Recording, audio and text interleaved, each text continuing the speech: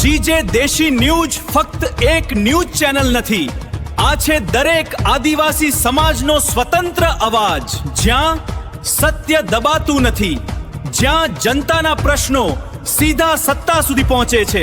ગામડાની ગલીઓથી લઈને રાજકારણના દરબાર સુધી દરેક અવાજને મળે છે એક મજબૂત મંચ। અન્યાય સામે નીડર અવાજ, આદિવાસી હક્કોની લડત અને સત્યની સીધી વાત।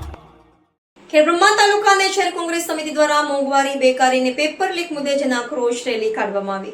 ખેડબ્રહ્મા તાલુકા અને શહેર કોંગ્રેસ સમિતિ દ્વારા પંખેશ્વર મહાદેવ મંદિર મુકામે ભારતીય રાષ્ટ્રીય કોંગ્રેસ પક્ષના જીતેલા ઉમેદવારોના અભિવાદન અને પરિણામ અંગેની સમીક્ષા કરવામાં આવી હતી।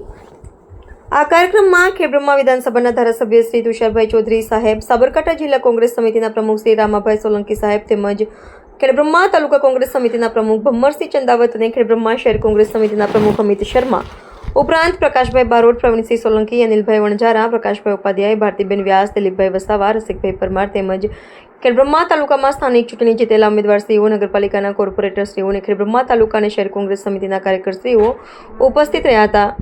આ મિટિંગમાં પરિણામ અંગે સમીક્ષા કરી મોંઘવારી, બેરોજગારી, પેપર લીક જેવા મુદ્દાઓ ઉપર હાલની તત્કાલીન ભાજપ સરકારની નિષ્ફળતાઓ અંગે ઉગ્ર રજૂઆત કરવામાં આવી હતી। ત્યારબાદ આ મિટિંગ પૂર્ણ કરીને હાથલારી ઉપર ગેસની બોટલ, તેલના ડબ્બા અને બાઇક મૂક્યા તમામ વસ્તુને ફુલહાર કરી અને આ બાઇક ઉપર પેટ્રોલ, ડીઝલ મોંઘું થતાં બાઇકને પેટ્રોલને બદલે ગ્લુકોઝની બોટલ ચડાવી મોંઘવારી વિરુદ્ધમાં પ્રજાને સંદેશો પહોંચાડ્યો હતો અને આ રેલીમાં ભારે સૂત્રોચ્ચાર કરતા કાર્યકરો જોવા મળ્યા હતા।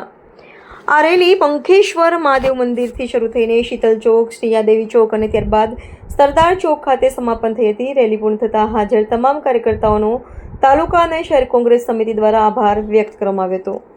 તાલુકા પંચાયત અને જિલ્લા પંચાયતની ચૂંટણીમાં જે અમે લોકો જે આશા અને અપેક્ષા રાખી હતી એનાથી વિપરીત પરિણામ આવ્યું અને ઘણી બધી જગ્યાએ પ્રચારમાં પણ આવ્યો ત્યારે કીધું કે ભાઈ કોંગ્રેસમાં હું એકલો જ છું, મારા હાથ પગ નથી, તમે મને હાથ પગ આપો, તાલુકા પંચાયત, જિલ્લા પંચાયત બનાવો તો આપણા કામ વધારે સારી રીતે હું કરી શકું, પણ એવું આપણે કરી શક્યા નથી।